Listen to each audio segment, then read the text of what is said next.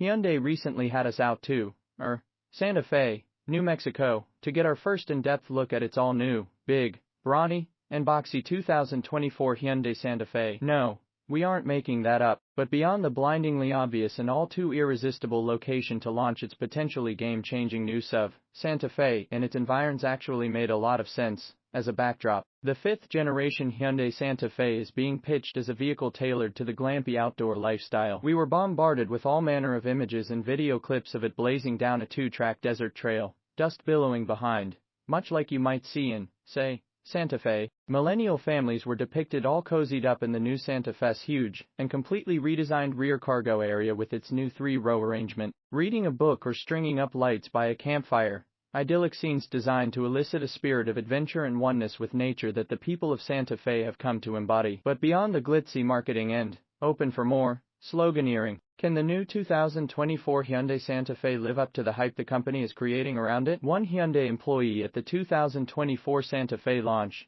whose Kool-Aid we were drinking by the quart, was Sanyup Lee. The personable head of Hyundai and Genesis Design is a dyed-in-the-wool car guy, who not only is a student of automotive history, but also a passionate advocate for Hyundai's consumers. It shows all over the new Santa Fe. Starting at the rear of the vehicle, Hyundai made a big deal about designing the SUV from the inside out and back to front, and everything from the tailgate forward was developed to maximize space in an effort to create more utility. According to Lee, the company looked to big data to examine future trends when it started developing the Santa Fe, which indicated the outdoor lifestyle was becoming more of a thing. It informed how Hyundai developed the vehicle. The SUV's tailgate and cargo space can easily be transformed into the lifestyle space, so we wanted to maximize tailgate space in order for customers to do a lot of different activities, Lee said. Indeed, beginning with a wheelbase that's roughly 2 inches longer than before, Lee and his team completely read out how to reconfigure the new Santa Fe's rear packaging, in particular areas such as the metal gray space,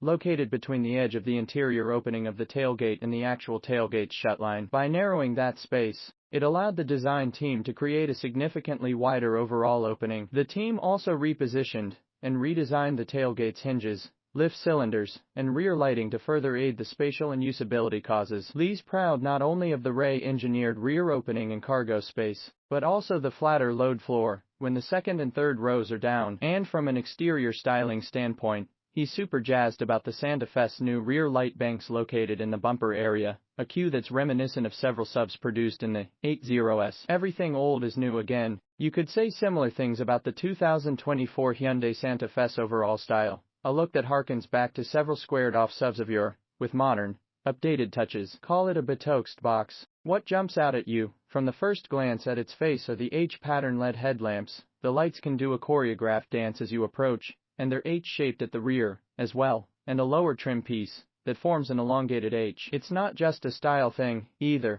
as there are several elements in the vehicle's frontal area that aid with airflow. Despite its blocky look, the Santa Fe's 0.29 drag coefficient is hugely impressive, and engineers said aerodynamic lessons learned from its recent electric vehicles help lower the number. At the sides, Lee emphasized the profile's smooth approach with a lack of busy lines. One of the vehicle's standout exterior features is an integrated exterior grab handle in the C-pillar space that aids with accessing the roof area. The Santa Fe models we saw were shod with 21-inch wheel and tire packages, though 18S and 20S will likely be available too. 11 available color schemes are highlighted by earthy tones, including 2 we saw, terracotta orange and rockwood green pearl. The new Santa Fe's higher roofline allows for more headroom. For the second row, captain's chairs and a 60-foot bench are available, and passengers are also treated to more legroom than before. For a vehicle that's marketed as a midsize SUV, we found the third row to be spacious enough to seat ample-sized adults in relative comfort. Hyundai told us the 2024 Santa Fe's overall cargo space is class-leading and far bigger than the outgoing model's 72 cubic feet, and we saw nothing to dispute that in our time with the vehicle. Once you step inside and settle into the driver's seat, a relaxation seat with a leg rest is available for the front seats.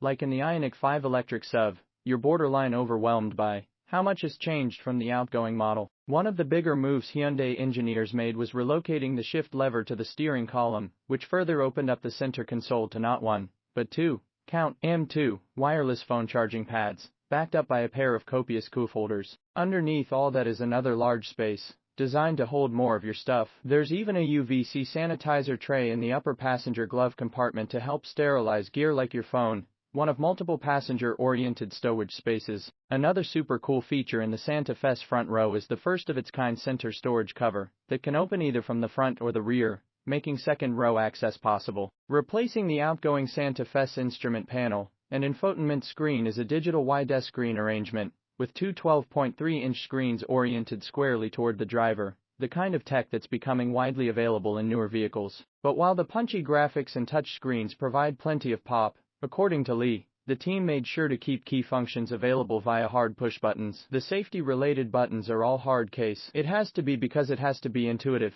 Lee said. Eyes on the road, hands on the wheel. The good news is that Hyundai finally has wireless Apple CarPlay and Android Auto standard with this big, wide screen. Previously, the automaker only offered wireless capability on their small screen. Other premium features include an available 12-speaker Bose premium sound system and digital key 2, which allows you to use your smartphone as a key. As for the interior's general design aesthetic, the H-pattern theme carries through to the interior air vents and dashboard elements, creating an inside-out symmetry. Each row gets more than its share of vents and cuff holders and charging ports that are competitive with the Santa Fe SUV competition. Materials and fit and finish in the vehicles we examined were luxury, leaning in their overall appearance and execution. Hyundai also offers a laundry list of standard and available safety and advanced driver assistance technology for the new Santa Fe, including a new driver attention systems, all manner of lane keeping, blind spot warning, and other safety nannies, and the latest iterations of its smart cruise control and driving assist. There's so much going on inside